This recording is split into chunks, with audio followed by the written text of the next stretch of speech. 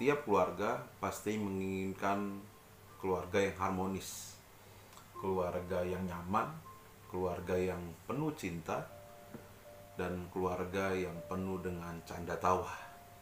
Tetapi pada realitanya, kenyataannya berbeda. Begitu banyak keluarga yang hancur lebur di saat-saat ini. Apalagi ditambah dengan keadaan yang tidak menentu, keadaan yang tidak menyenangkan, membuat banyak keluarga yang akhirnya memilih untuk menyerah. Kenapa banyak keluarga, bahkan di keluarga Kristen sekalipun, akhirnya memilih untuk menyerah? Banyak faktor yang menyebabkan. Ada faktor perbedaan prinsip, ada faktor perbedaan pendapatan antara suami dan istri, ada faktor komunikasi yang tidak terjalin dengan baik, ada faktor kepentingan, keegoisan satu dengan yang lainnya, sehingga keluarga tidak harmonis.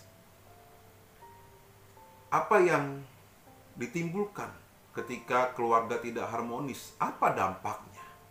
Dampak yang paling nyata adalah perceraian. Ketika perceraian terjadi, yang paling dirugikan, yang sangat mengalami dampaknya adalah anak-anak. Anak-anak seringkali bahkan setiap waktu menjadi dampak ketika keluarga tidak harmonis, antara suami dan istri tidak harmonis. Ada pertengkaran setiap hari, ada suara-suara teriakan, suara-suara hinaan, caci maki yang didengar oleh anak-anak. Bahkan ketika orang tuanya bercerai, mereka sangat terpukul sekali.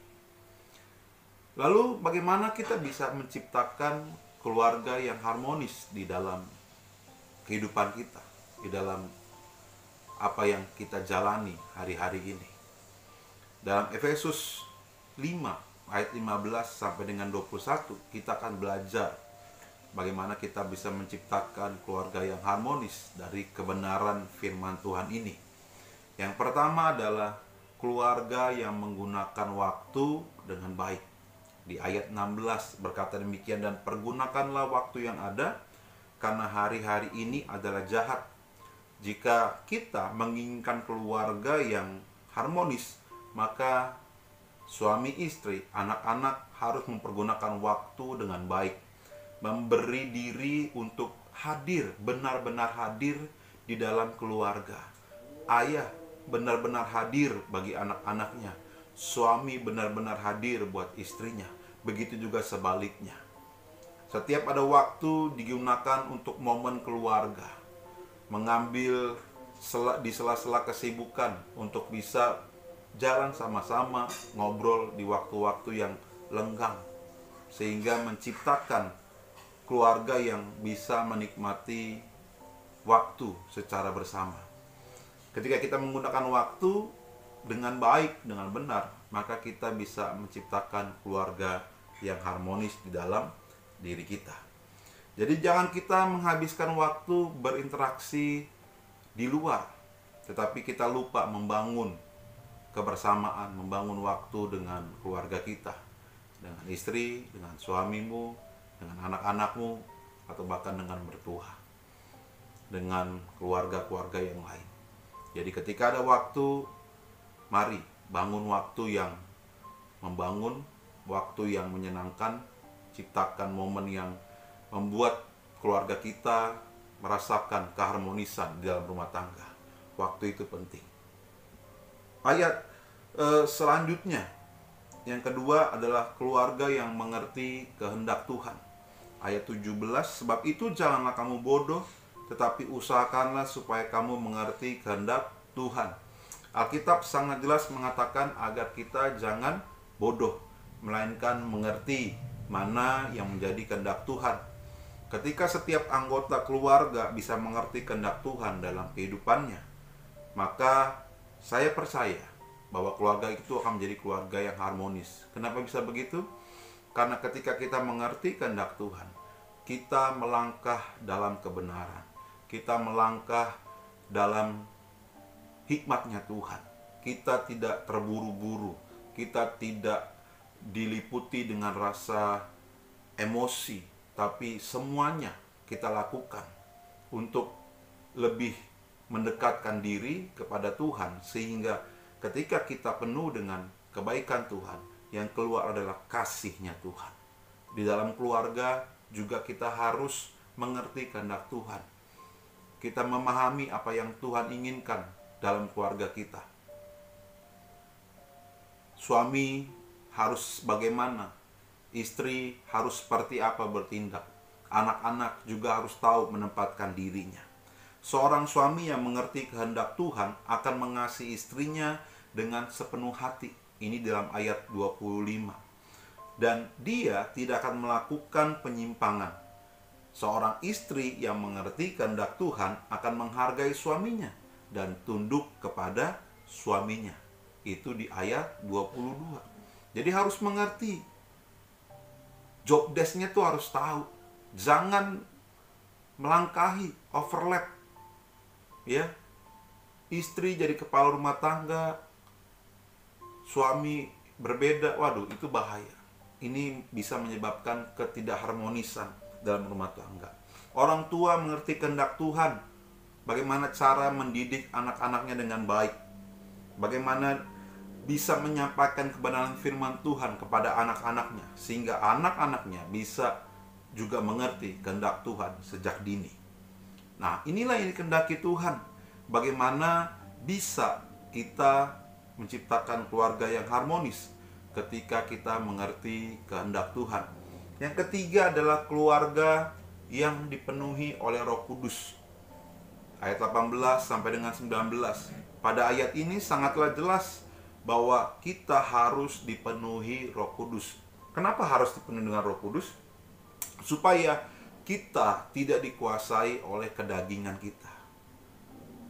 Ketika kita hidup dipenuhi oleh Roh Kudus, maka akan ada buah roh.